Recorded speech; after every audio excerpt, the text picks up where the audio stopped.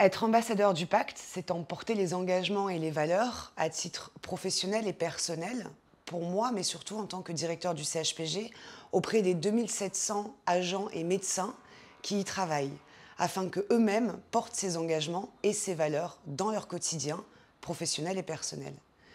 Être ambassadeur du pacte, c'est aussi chercher à inscrire le CHPG dans une politique progressive de réduction des gaz à effet de serre, puisque la santé est évidemment une activité essentielle, une activité bienveillante, mais c'est aussi une activité très polluante.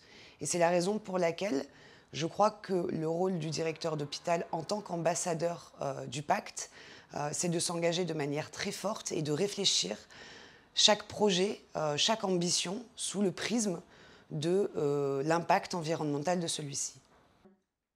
Alors si l'on reprend le triptyque porté par la MTE, déchets, mobilité, énergie, commençons par les déchets. Nous avons sensiblement réduit la production de déchets d'abord, puisque avant tout c'est à la source.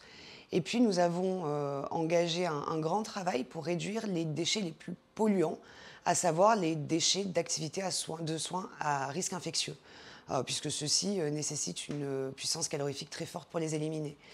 Donc au quotidien, nous avons une centaine d'actions qui sont engagées pour soit réduire la production de déchets, soit améliorer leur tri.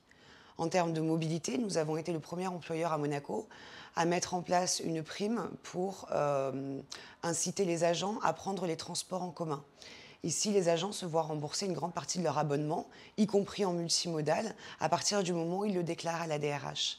Nous avons également une prime pour les agents qui choisissent un type de déplacement responsable, donc le vélo électrique, le véhicule électrique.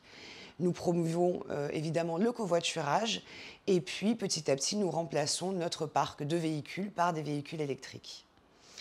En termes d'énergie, comme toutes les grosses sociétés consommatrices, nous avons engagé cet hiver une politique très forte de réduction de la consommation énergétique qui ne sera pas significative dans la mesure où malheureusement nos bâtiments sont vétustes, mais qui donnera les bonnes habitudes à terme pour l'entrée dans le nouvel hôpital qui finalement n'est que dans 3 ans.